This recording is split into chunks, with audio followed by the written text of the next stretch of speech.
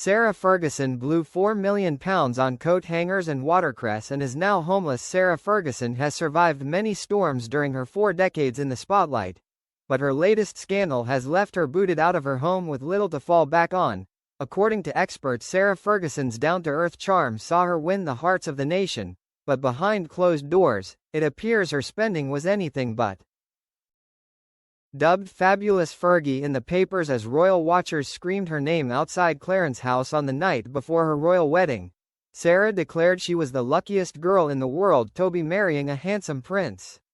But now, as Andrew Mountbatten Windsor loses his royal titles and faces exiled in the shadows, Sarah finds herself without a home, worlds away from the lavish lifestyle she clung onto for decades. King Charles delivered the final blow to his younger brother and booted him out of Royal Lodge, the crumbling 30-room mansion the former couple have lived together in since 2008. Andrew lost his royal honors last week, confirmed in a blistering statement by the palace, who made clear that Charles and Queen Camilla stand by victims and survivors of abuse in all forms. Virginia Gifford, a Jeffrey Epstein victim who died by suicide earlier this year, accused Andrew of sexually assaulting her 3 times when she was a teenager, claims he vehemently denies. While Andrew is expected to move into a property on the sprawling Sandringham estate, Fergie has reportedly been told by the palace to find her own living arrangements, cutting her out from the royal fold completely. Her ex-husband will apparently receive a 6-figure payout for moving out of the lodge, but Fergie, who famously found herself in excessive debt for years, has no such safety net to fall back on.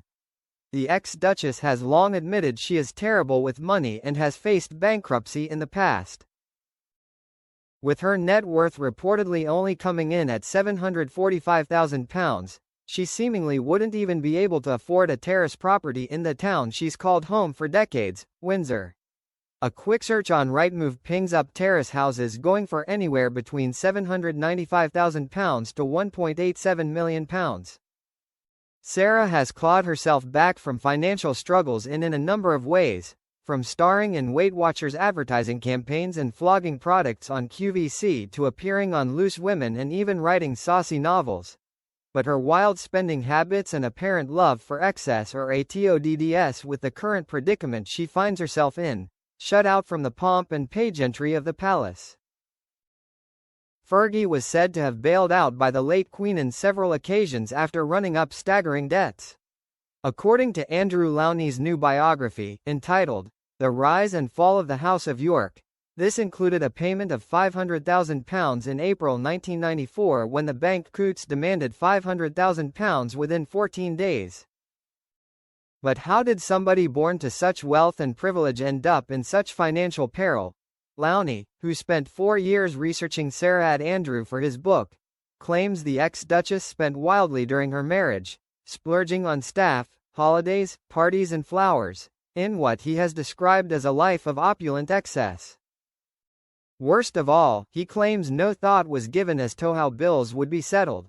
Lowney detailed excesses such as paying £65,000 to have a personal trainer on permanent standby despite using their services on just 2 occasions in 1 year. Meanwhile, the big spender also allegedly ran up a bill of £51,000 at the luxury department store Selfridges, where she would make purchases through the firm's personal shopper and her old-school pal, Pandora Delevingne. The Christmas before, 2 Selfridges staff members reportedly spent almost a full day in the VIP section, selecting hundreds of pricey items ahead of a decadent festive party. One source recalled, someone was dispatched every 3 or 4 days to pick up tights, face creams and expensive hair products. Sarah also once spent £14,000 in a month at a London wine merchant, according to the book. Naturally, Fergie's lavish spending caught up with her. After a bill of £500 went unpaid, a newsagent reportedly refused to supply the Duchess, while a local butcher, dry cleaning company and car hire firm are also listed among her creditors. Even the BP card used at petrol stations was allegedly confiscated due to unpaid arrears. Fergie amassed a £6,500 bill through using Queen Elizabeth's special mail service on an almost daily basis.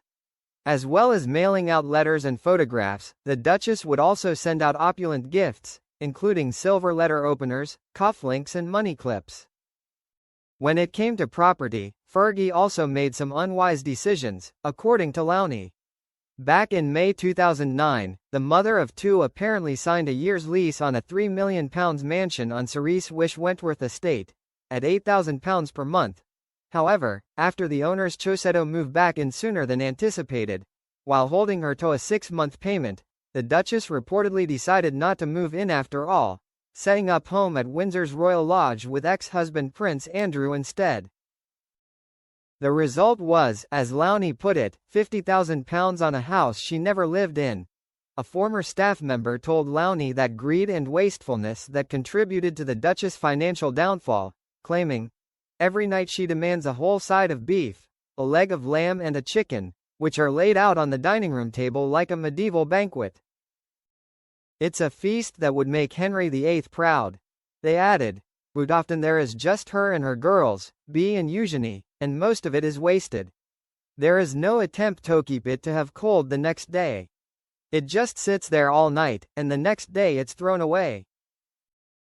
Lowney also claims Fergie would regularly miss flights that were not refundable, totting up thousands of pounds in unnecessary costs.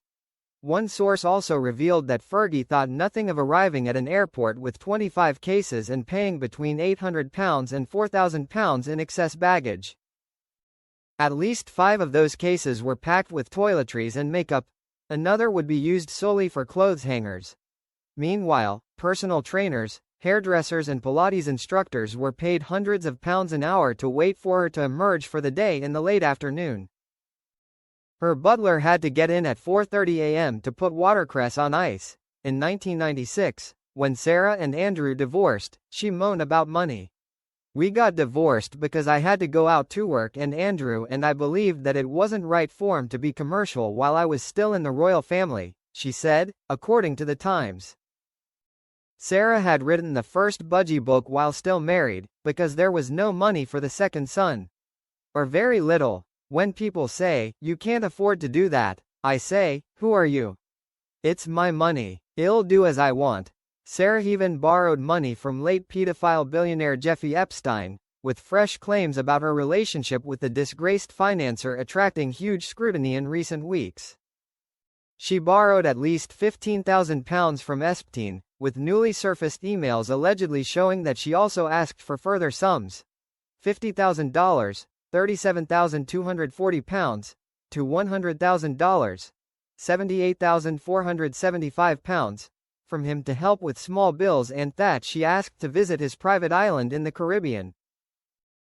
When an email recently emerged that she wrote to Epstein in 2011, shortly after publicly disowning him in a newspaper interview, many of the charities she had long worked with dropped her like a hot potato. Several of these charities announced they found it would be inappropriate to continue their professional ties with Sarah, who called Epstein a supreme friend in the email and apologized for her comments about him. Her spokesperson has claimed that Sarah wrote the email in question under extreme duress, with the convicted sex offender allegedly threatening to destroy her and her family after she said in the interview that she abhors pedophilia. However, another email emerged later, from Jeffrey Epstein to his own legal team about her interview, which made a shocking allegation about Sarah celebrating his release from prison for sex crimes by bringing her daughters, Princesses Beatrice and Eugenie, who were 20 and 19 at the time, to visit him. A source from Sarah's circle says she and her daughters don't recollect this trip. It remains unclear where Sarah will live when she moves out of Royal Lodge, but it is understood that she won't be moving back in with Andrew. During crunch talks with the palace before their bombshell statement, Sarah allegedly asked for Adelaide Cottage, the home Prince William, Princess Kate and their 3 children have just moved out of. The Waleses moved to Forest Lodge in recent days, and royal experts were left aghast at the suggestion. Just before the renewed scandals broke, Fergie sold a lavish London townhouse that she only bought in 2022. The townhouse in Belgravia, which she purchased for £4.2 million, had been reportedly rented out to tenants for a whopping £4,000 a week. However, she took a major hit when selling the home this summer, for £400,000 under the price she paid for it, according to land registry documents, the Daily Mail reports. Her spokesperson said that Sarah wasn't looking to sell it, but this year she was asked by the tenant to buy it, and it seemed like a good time to sell. It's an investment property for her girls, and so the monies will be reinvested accordingly, the spokesperson continued. However, the Mail reports other sources claim the money from the sale may have been intended to be used to help finance Andrew and Sarah's life at Royal Lodge, before they were booted out. It's previously been reported that Fergie could potentially start a new life for herself overseas, with author Lowney discussing this prospect in an interview with Hello magazine, before she and Andrew were ousted from Royal Lodge. Predicting that the pair would choose homes that would allow them to slip under the radar, Lowney said that it was likely Sarah could move to Switzerland, where she and Andrew once owned a ski chalet in Verbier.